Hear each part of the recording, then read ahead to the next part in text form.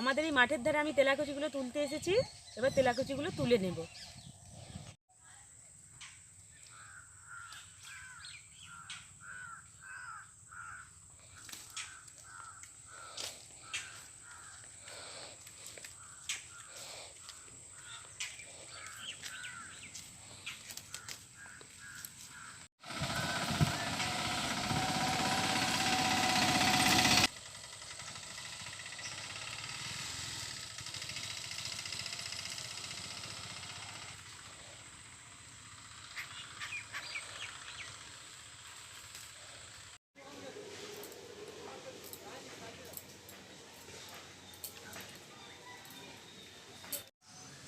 বন্ধুরা, শাকটা আমার বাছা হয়ে এসেছে।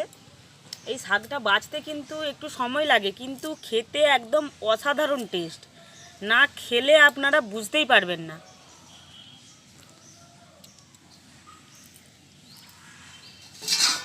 এবার আমি আলুটা কেটে নেব। দেখুন, আমি নতুন আলু নিয়েছি, আর নতুন আলু দিয়ে এই রেসিপিটা একদম অসাধারণ।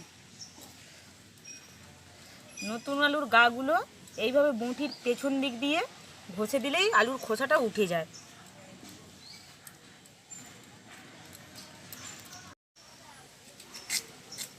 আলুটা আমি সরু সরু করে কেটে নেব। যেভাবে আমরা আলু ভাজার জন্য কাটি সরু সরু করে, তার থেকে ঠিক একটু মোটা করে কেটে নেব।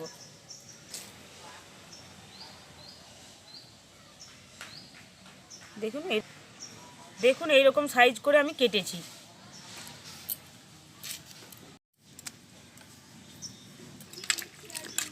নতুন আলুতে খুব বালি থাকে, কিন্তু একবার ধুলে হবে না, ভালো করে 2-3 বার জল দিয়ে ধুয়ে নিতে হবে।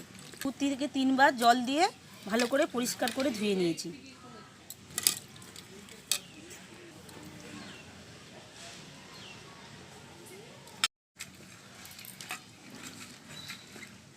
ডাঁটাগুলোও পরিষ্কার করে ধুয়ে নেব।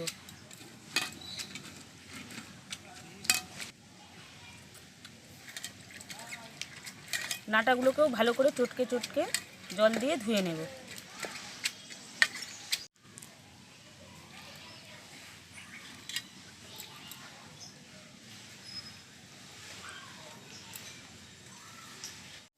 নমস্কার বন্ধুরা, প্রতিদিনের মতো আজকেও আমি চলে এসেছি আপনাদের অত্যন্ত জনপ্রিয় channel Banga kitchen and village ফুডসের রান্নাঘরে। আর নতুন বন্ধুদের স্বাগত জানিয়ে এবং পুরনো বন্ধুদের আমার পাশে থাকার জন্য ধন্যবাদ জানিয়ে শুরু করলাম আজকের রেসিপিটা। আজ আমি আপনাদের করে দেখাবো অসাধারণ পুষ্টিগুণ সম্পন্ন তেলাকুচি শাকের পোস্ত। আসুন দেখে নেওয়া যাক এই নিরামিষ রান্নাটার জন্য আমি কি কি উপকরণ নিয়েছি। নিয়েছি লঙ্কার গুঁড়ো, 5 ফোড়ন, শুকনো লঙ্কা, পোস্ত, হলুদ গুঁড়ো, লবণ, সরিষার তেল, আর নিয়েছি এখানে তেলাকুচি ডাঁটা, আলু, নিয়েছি তেজপাতা ও চিনি।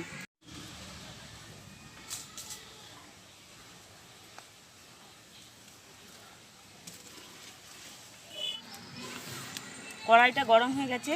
এবার এর মধ্যে দিয়ে দেবো সরিষার তেল। এবার এর মধ্যে দিয়ে দেবো 5 ফোড়ন, একটা তেজপাতা ও একটা শুকনো লঙ্কা।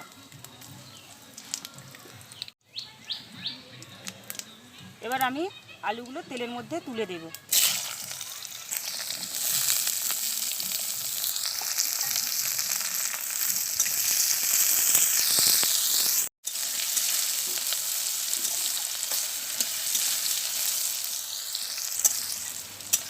আলুটা নেড়ে চেড়ে অর্ধেক ভেজে নিতে হবে। আলুগুলো আমার অর্ধেক ভাজা হয়ে গেছে। এবার এর মধ্যে দিয়ে দেবো তেলাকুচির ডাঁটাগুলো।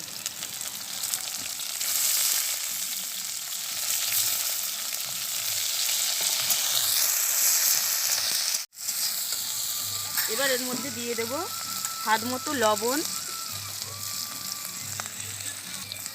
হলুদটা আমি খুব সামান্য দেব, কারণ পোস্ততে হলুদ দিলে কিন্তু স্বাদটা কেটে যায়, তাই আমি অল্প করে হলুদ দিলাম। ডাঁটাটা দেবার পর আমি 2-3 মিনিট নেড়ে নেব। এবার এর মধ্যে দিয়ে দেব লঙ্কার গুঁড়ো। আপনারা এই লঙ্কার গুঁড়োর বদলে কাঁচা লঙ্কাও ব্যবহার করতে পারেন। এবার আমি সবজিটার মধ্যে পরিমাণ মতো জল দিয়ে দেব। জলটা আমি একটু বেশি করে দেব, কারণ এই ডাঁটাগুলো একটু শক্ত হয়। এবার আমি সবজিটা ঢাকনা দিয়ে ঢেকে দেব, তুলে দেখে নেব। দেখুন, দেখেই বোঝা যাচ্ছে যে আলুগুলো সেদ্ধ হয়ে গেছে, আর আলুগুলো লম্বা লম্বা ছিল আর ভেঙে গেছে। দেখুন, খুব ভালো সেদ্ধ হয়েছে। এবার এর মধ্যে দিয়ে দেব বেটে রাখা পোস্ত।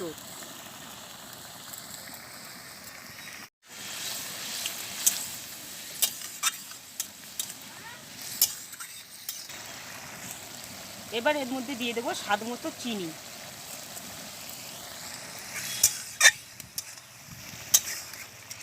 দিয়ে দেব 1 চামচ সরিষার তেল।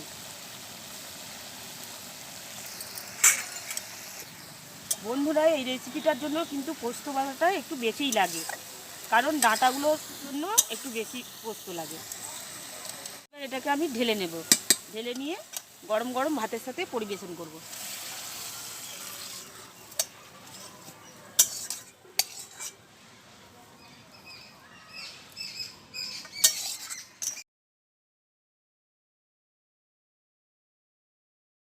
এটা আমার হয়ে গেছে। ধন্যবাদ আপনাদের সকলকে, আপনাদের মূল্যবান সময় আমাকে দেওয়ার জন্য। যে সকল বন্ধুরা আমার চ্যানেলে প্রথমে এসেছেন তাদের কাছে অনুরোধ রইল, আপনারা আমার চ্যানেলটি সাবস্ক্রাইব করুন, পাশে থাকা বেল আইকনটি ক্লিক করে অল লেখাটি সিলেক্ট করুন। ভিডিওটা ভালো লাগলে লাইক করুন, বন্ধুবান্ধব আত্মীয় পরিজনদের সাথে শেয়ার করুন এবং কমেন্ট করে জানান যে রেসিপিটাগুলো আমার কেমন হচ্ছে আর আপনারা কী ধরনের রেসিপি দেখতে চাইছেন। ভিডিওটা আমি এখানেই শেষ করলাম। দেখা হচ্ছে অন্য কোনো ভিডিওর সাথে। ততক্ষণে ভালো থাকুন, সুস্থ থাকুন, সর্বদা আমার পাশে থাকুন।